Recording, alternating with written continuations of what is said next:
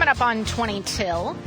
Back with us now on the Sunrise Morning Show is Stephen Howard from In Defense of Christians. Good morning, Stephen.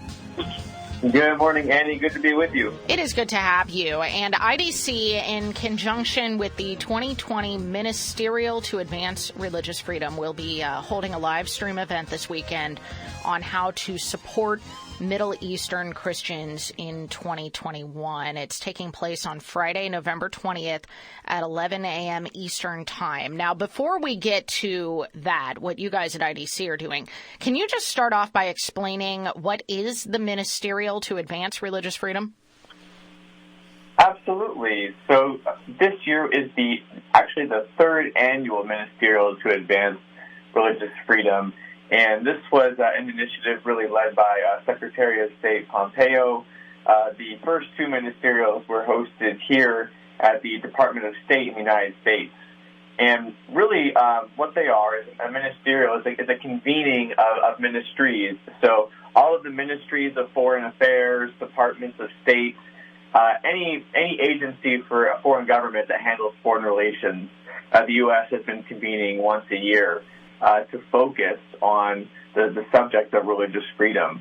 And we're excited that the tradition is continuing, and it's great to have a third annual ministerial in Poland this year. Yeah, most definitely. Okay, now let's talk about your event. The title of it is Save Lebanon and Stop Turkey, How to Support Middle Eastern Christians in 2021. Now, I want to take both of those one at a time.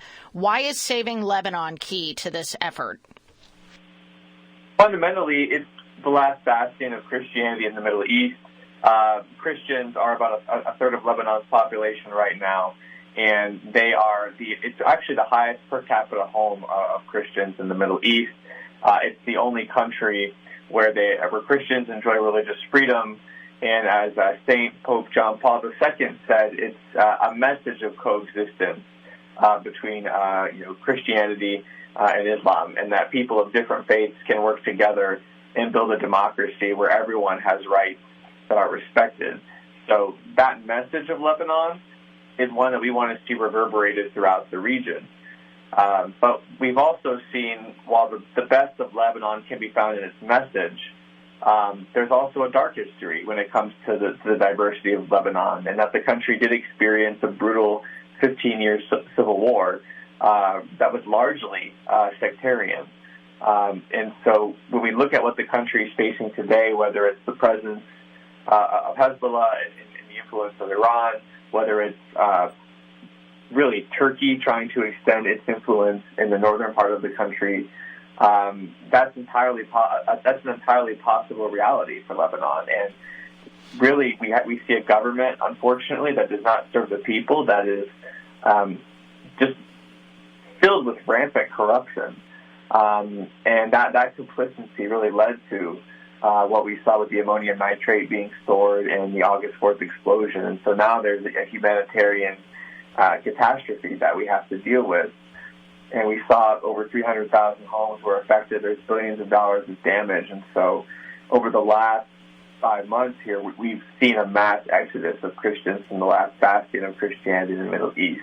Which is so and this tragic. is really crucial. This is really crucial because of Lebanon. It's not even just Lebanon, but as Catholics, like we care about like EWTN, for example. And if you look at the Middle East, Tel Lumiere, which is the equivalent of EWTN in that region, that's where it broadcasts from. If you look at where our Catholic books being published and printed, it's in Lebanon. Any ministry, really, much of the Catholic Church's resources historically have been in Lebanon. So if that country crumbles, you'll see it kind of reverberated throughout the other Christian communities of the region. Clearly crucial then. And then this other point, I think I know what your answer is going to be, Stephen, but for those who haven't been following along, why is stopping Turkey the other key to supporting Middle Eastern Christians next year? Yes, well, certainly. We've definitely hit on that on Turkey pretty hard on your show and are grateful for your coverage of it. By and large, for decades, Turkey has openly been a state sponsor of genocide denial. We've also seen in recent years, over this past decade, that it's been a state sponsor of terrorism. And the U.S. has, by and large, failed to confront Turkey as a rogue actor.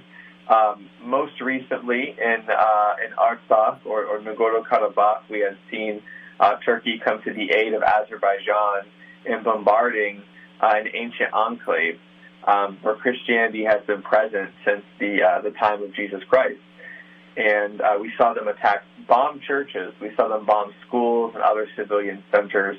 And so, in conjunction with our partner organization, the Armenian National Committee of America, really we're going to be pushing on a policy in that regard for aid, engage, and deter. And what we're hoping to see is about $250 million of emergency humanitarian assistance for Armenia and Artsakh. We want to see the U.S. re-engage with the OSCE Minsk group co-chair countries to really rewrite the terms and the timelines of the Russian kind of backed ceasefire that we saw last week, which was very friendly to Turkey. And we want to see a U.S. policy that really holds Turkey and Azerbaijan accountable for what they did. It was rather unfortunate, but the reality is we had a lot of American defense contractors sell weapons to these countries that were used to attack civilians. So we're excited. However, while the challenges are very, very steep for us and the issues are serious, we have an all-star team of experts that are going to really do an excellent job in outlining these two policies for the incoming administration and Congress. And again, this is taking place on Friday, November the 20th from 11 to 12 p.m. You can follow on Zoom or live streamed on Facebook. And Stephen Howard, if listeners want to be a part of this, how can they get more information? We encourage people to visit our website at indefenseofchristians.org. You can go on Facebook and like In Defense of Christians directly, and there's even an event set up, so if you want to register for the proper Zoom call and participate in our Q&A, we would really encourage that. So I know that you include that in your call notes, and we would just encourage all of the Sunrise Morning Show listeners to come and listen. Fantastic. I would encourage them as well. We've been talking to Stephen Howard from In Defense of Christians, and like he said, it is linked in our show notes at sonrisemorningshow.com. Stephen, thank you so much.